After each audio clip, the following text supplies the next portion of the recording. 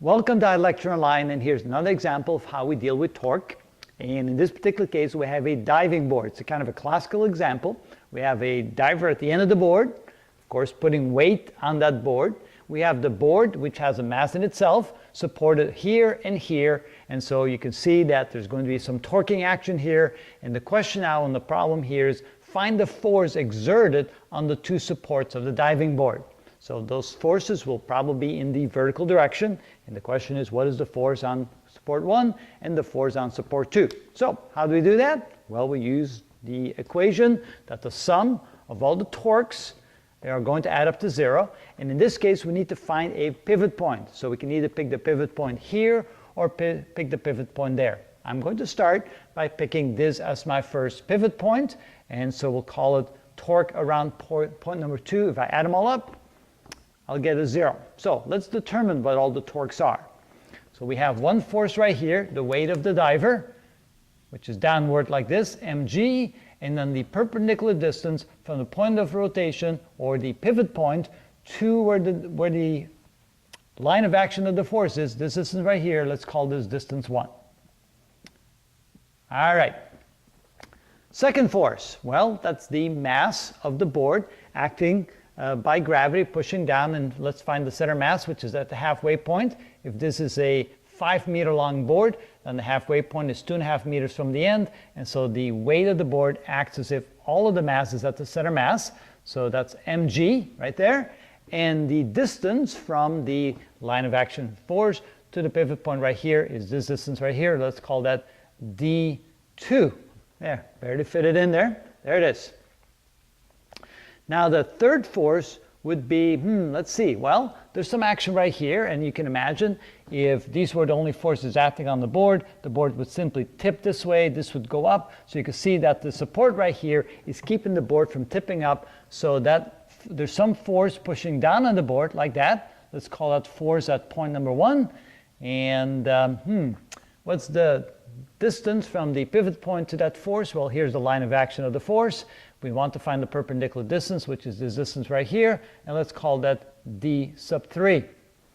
Okay, now we're ready to write our equation. Let's add up all the sums of all the torques, and when we do that, we get 0. 0 equals the first torque. Now, mg, if that was the only force acting on the board, will cause the board to tip in a clockwise direction. I'm going to call clockwise the positive torque direction, and counterclockwise the negative torque direction. That will be a plus mg times the distance, which is d1.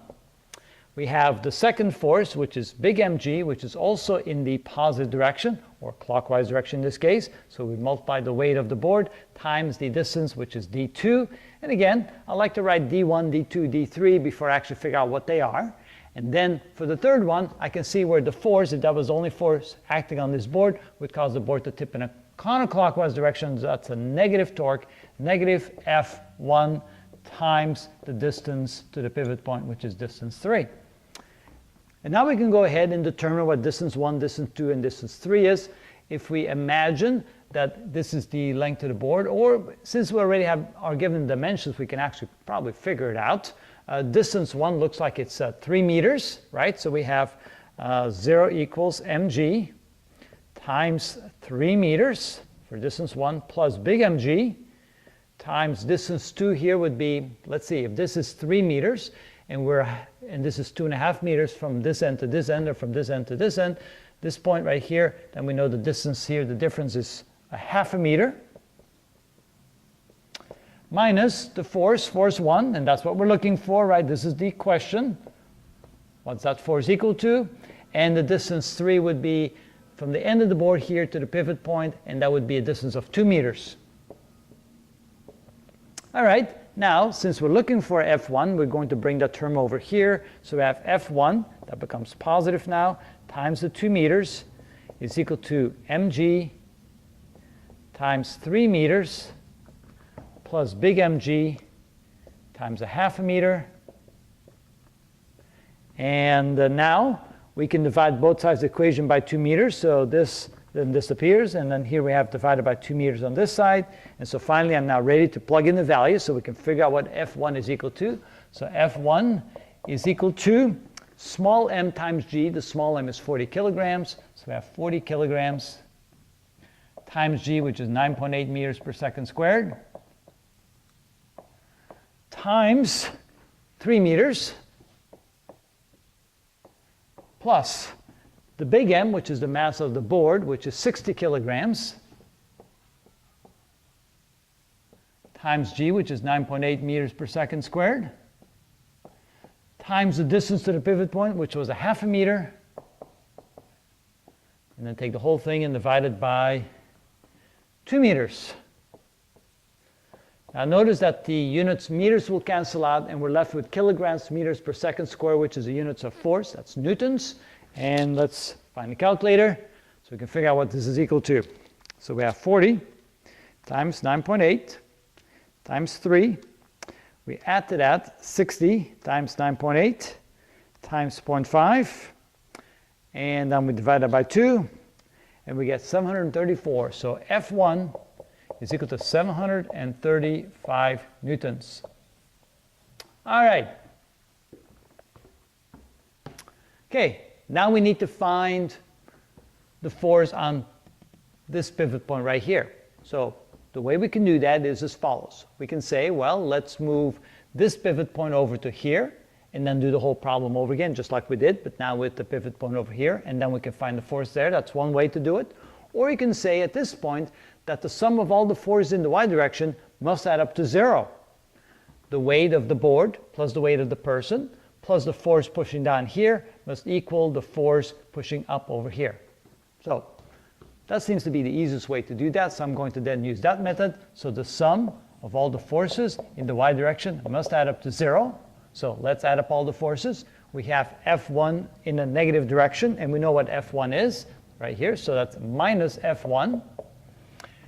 We have the mg acting in a negative direction, so that's minus big mg. We have the small mg acting in a negative direction, that's a minus little mg. And then the only force that's acting in a positive direction, and let me just illustrate where that is, that would be this force right here. Oop, and that pen doesn't work. So let's get rid of that pen. And let's see if my blue pen works. Yes, it does. So this would be here F2, because that's a pivot point number 2. And that is acting in an upward direction. So it would be plus F2. All right. Now, since we're looking for F2, we can move all these terms that are negative to the other side to make them positive, and then switch the equation around. That means that we have F2 will now be equal to the total sum of F1 plus big mg plus little mg. So what I did was I moved these three terms over here and then just flipped the equation around. Plugging in the values for these three terms are 735 newtons plus big M times g. Big M is 60 kilograms times g of 9.8 meters per second squared, plus little m, which is 40 kilograms, times 9.8 meters per second squared. And that's it.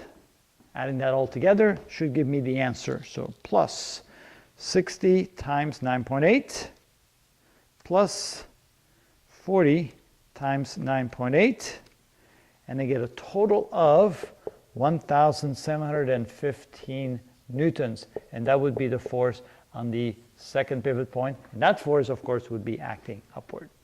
And that's how you do a torque problem like that.